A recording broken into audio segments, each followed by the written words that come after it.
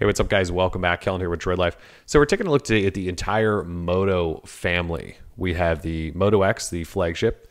We also have the Moto G, and then the new guy on the block, which is the Moto E. So we did an unboxing of the Moto E earlier today, talked about its specs and sort of who the device is for and things like that. What we thought we'd do is compare it to the other two, though, so you can sort of understand this whole lineup here, the Moto E versus the G versus the X, all that sort of thing. So quick recap, though, on the specs. The Moto E has a 4.3-inch QHD display, a 1.2 gigahertz dual-core Snapdragon 200 processor, 1 gig of RAM. It has a 5-megapixel camera on the back with no flash, which I just realized, a 1980 milliamp hour battery, 4 gigs of internal storage. You do have micro SD slot support, so you can add on an extra 32 gigs. You have GSM global roaming capabilities, and then you actually have swappable back covers, or Motorola shells, I believe they call them. And this guy retails for $129, and that is without a contract. So it's a phone priced for all. As far as the Moto G goes, you were looking at a 4.5-inch HD display, that's 720p. You have a 1.2 gigahertz quad-core Snapdragon 400 processor, 1 gig of RAM, 8 or 16 gigabytes of storage, depending on which you go with, a 2070 milliamp hour battery, a 5-megapixel camera, and this does have a flash, and it retails for $179 or $199, depending on how much storage you want, either 8 or 16 gigabytes. So if we kind of compare these side by side, obviously the big deal here is the display. The Moto G is slightly larger, and the phone itself is then going to be slightly larger. You can also see up here we do have a 1.3 megapixel front camera on the Moto G, and the Moto E does not have a front camera to obviously save costs on there. You'll also notice on the back, and I pointed this out, that there is a flash on the Moto G. There's no flash on the Moto E. In terms of hardware, those are kind of the only differences. If we look up top, you've got your headphone jacks up top in the same spot, along with noise canceling mics. On the bottom, you have micro USB ports in the exact same spots. On the sides, you have your power and volume rocker switches in the exact same spots. And then even on this left side, you just have nothing, essentially. So again, there's not a big difference between the two, and both devices are for emerging markets. They're not necessarily flagship type devices. They're supposed to be incredibly affordable, which they are, and it's Motorola's attempt to get them into everyone's hands. So let's open up the backs here, which I struggle with every time on the Moto G. There we go. So back off there, and let's pull this off the Moto E. So again, you can take the backs off of these and purchase Motorola shells through Motorola's site, and you get all sorts of different colors, so you can really kind of customize your device if you'd like. Not exactly like the Moto X, but you can at least add some flair to it, change the colors up and stuff like that. So with both backs off, you can see non-removable batteries.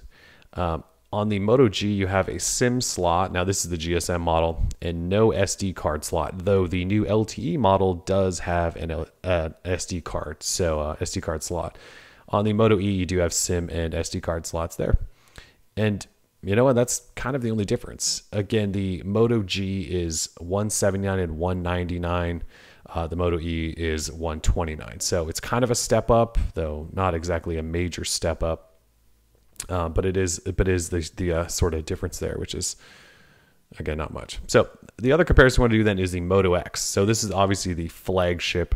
You are looking at a 4.7-inch HD display that's also 720p, a 1.7 gigahertz Snapdragon S4 Pro dual-core processor, but that does also include Motorola's X8 mobile computing.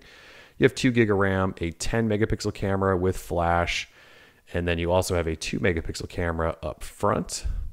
You can get either 16 or 32 gigabytes of internal storage. There are no micro SD card slots in the Moto X. You do have a 2200 milliamp hour battery, though, on the back. And then, of course, the big selling point is Moto Maker and the custom backs and the custom accents and either white or black fronts. And so, and obviously I have the bamboo, so you can go wood or natural back. So the Moto Maker is the big deal here. You cannot remove the back cover. So it's one of those things you customize up front, and then you're sort of stuck with your device, whereas the other two devices, you can kind of swap backs depending on your mood if you'd really like to. So if we compare these, obviously Moto X is a little bit bigger. It's got a bigger display, even though the Moto E has a giant chin on it. But all the buttons are in the same place. The headphone jack's in the same place.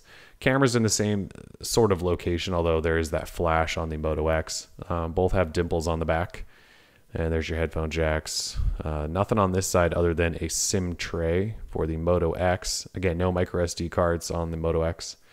Then here are your micro USB ports here down on the bottom. That's sort of it in terms of hardware. There's not a lot of difference between many of these. So you can see Motorola is really trying to establish sort of design idea or guidelines for their phones. But on all three, you do have a on-screen button, so you can swipe up to Google Now. They all are also running almost stock Android.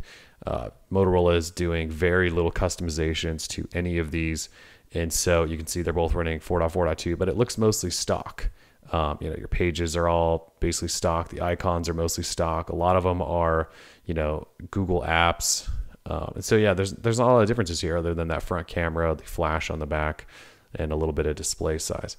And same thing with the Moto X. Although Moto X being the flagship, you do get some of those extra cool features which we love, like active display and touchless control. So I could say, "Okay, Google Now," and it will pop up "Okay, Google Now," and it'll ask me if I want, to do a search or something like that. You're not going to get that with the Moto E. So it doesn't have the X8. It doesn't have all of the extra sensors and things like that you got in the Moto X. So, but then again, the Moto X is the flagship here, so you wouldn't expect that all to be there. But overall, though, that's kind of it. This is their lineup. The Moto X retails normally for about $399, though you've seen it discounted all the way down to $299 and $325 and things like that.